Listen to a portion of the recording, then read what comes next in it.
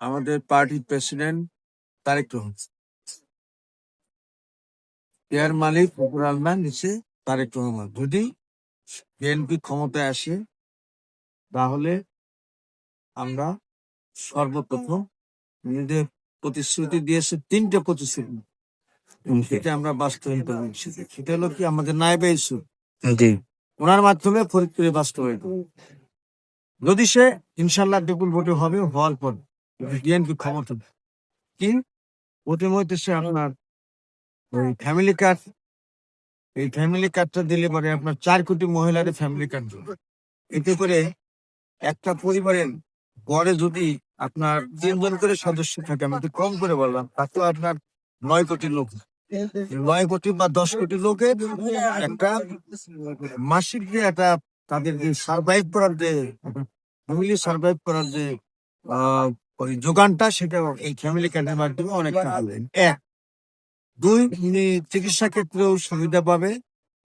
3 হচ্ছে আপনার কৃষির অভূতপূর্ব উন্নয়ন সাধনের জন্য, সেটাও যদি বিএনপি ক্ষমতায় আসে, দেশনায়ক তারেক রহমানের নেতৃত্বে আমাদের নায়েবে ইউসুফ এই কৃষকদের যে ভর্তুকি দেওয়া লাগবে বা কৃষি কার্ড করাবে, সেই ব্যাপারে সে নিরপেক্ষ ভূমিকা পালন করবে।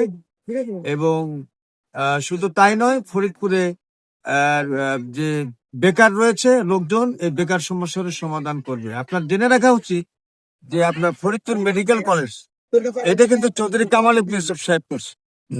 করার কারণে ওই মেডিকেল কলেজ কেন্দ্রিক ওখানে একটা নকডাউনের সৃষ্টি হয়েছে।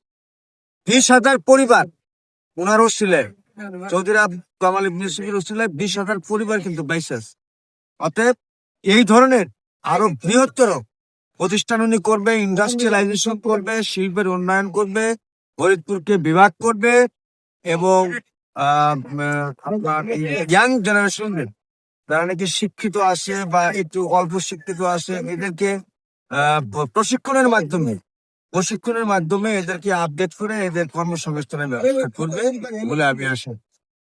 এবং ফরিদপুরে আমি আপনি উপর আল্লাহর রহমতে, আল্লাহকে হাজির নাজির বলে আমি বলতে পারি যে উপর আল্লাহর রহমতে সর্বোচ্চ যদি কাজ হয় ফরিদপুরে নায়েবে ইউসুফ, বেকারত্ব থাকবে না ইনশাল্লাহ। তার বাবা যেমন হাজার হাজার লোকের চাকরি দিয়ে গেছে, আপনার ক্ষুধার্ত লোকের মুখে অন্ন দিছে।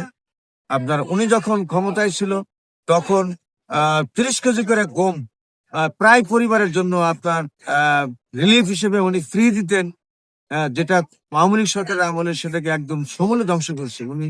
আশা করি উনি ফ্যামিলি কার্ডের মাধ্যমে এবং অন্যান্য প্রকল্প নতুনত্ব সৃষ্টির মাধ্যমে ওনার বাবার যে ট্রেডিশনাল অ্যাক্টিভিটিস, সেগুলো উনি আপনার ফিরে আনবে বলে আমি মনে করি।